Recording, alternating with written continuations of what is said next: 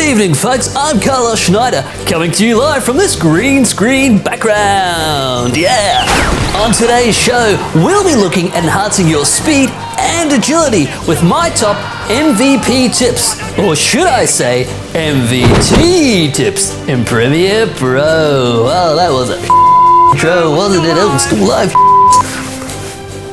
First up, we have the rate stretch tool. Instead of cutting and trimming, the rate stretch tool lets you dynamically change the length of your clip, making it play faster or slower without affecting its duration. For instance, if we want to shorten the clip to fit better in the sequence, I simply drag it shorter and Premiere Pro will speed up the clip to fit. If I want the clip to be longer, Premiere Pro slows it down for me. To use rate stretch, head over to your tools, hold down the icon until you see the rate stretch tool, or press the shortcut R. Next, hover over the start and end of your clip and let the dragging begin. Just be warned though, by also slowing down or speeding up your clips, your audio pitch will change. How you imagine? This can be offset by using the pitch effect. So with that in mind, I find the best time to use it is for clips with no audio linked. In Adobe Premiere Pro, the remix feature is a powerful tool. Sorry, just give me a moment. In Adobe Premiere Pro, the remix feature is a powerful tool designed to automatically adjust the duration of an audio clip. It is super useful when you have a piece of music or sound effect that you want to sync with a specific part of your video. In the past, achieving a seamless match between your visuals and the song required either editing your visuals to align with the music or meticulously cutting and inserting a section of the track. However, with Remix, you now have the ability to effortlessly synchronize your incredible track with the ideal visual cut.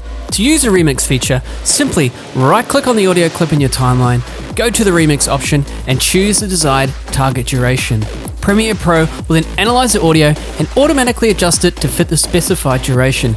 You can also access a Remix tool located under the Ripple Edit tools.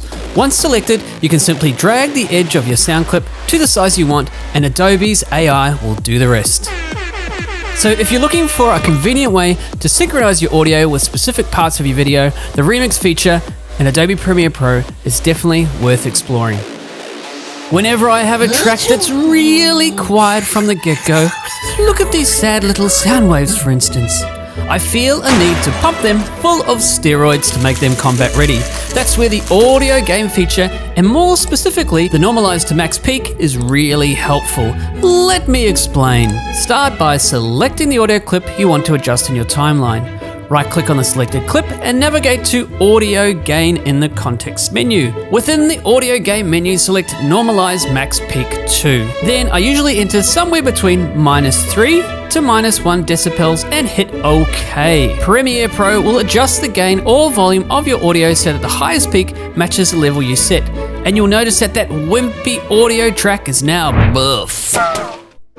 So you've found the perfect B-roll clip, but when you drag it into the sequence, its size doesn't match. Don't despair, we can fix it with set to frame size. Here's how to use it. Begin by right-clicking the video clip you want to adjust on your sequence. This will bring up the context menu, select set to frame size, and this automatically rescales your clip to match the size of your frame.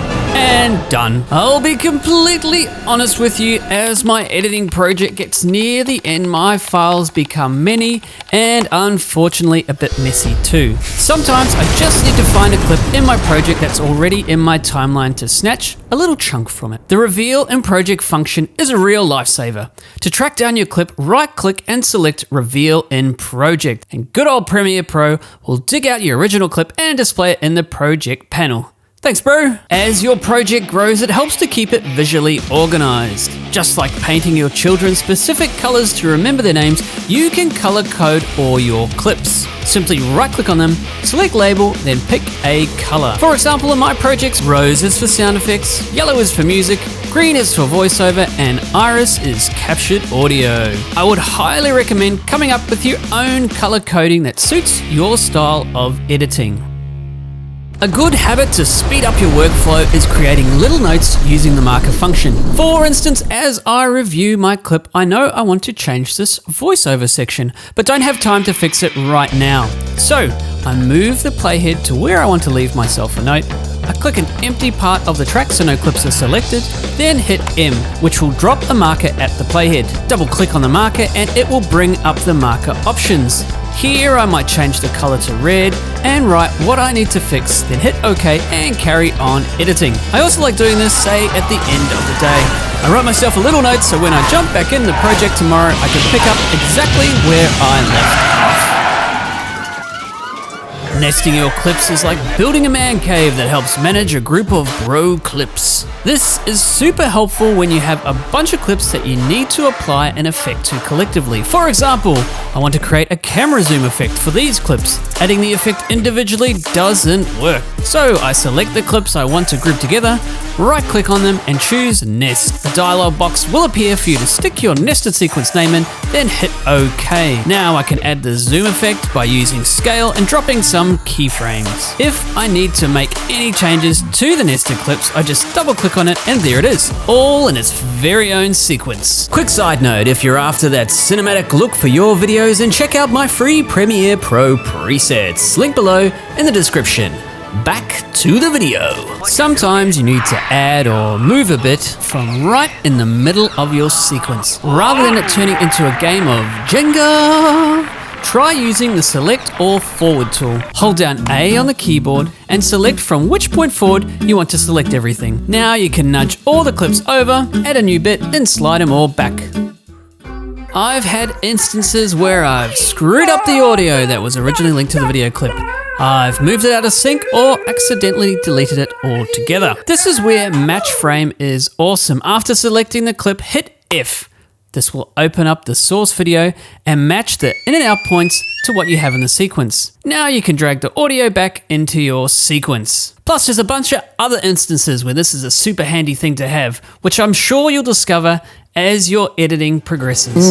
Yeah, scripting stuff. Anyway, folks, that's all the time we have for semi-legal performance-enhancing tools. You have a great night and stay Premiere savvy. What the kind of are we running around here with what? Hey, yeah, this is unbelievable, Kevin. I mean, look at what I have to deal with. I'm a professional here. This is completely ridiculous. Hey.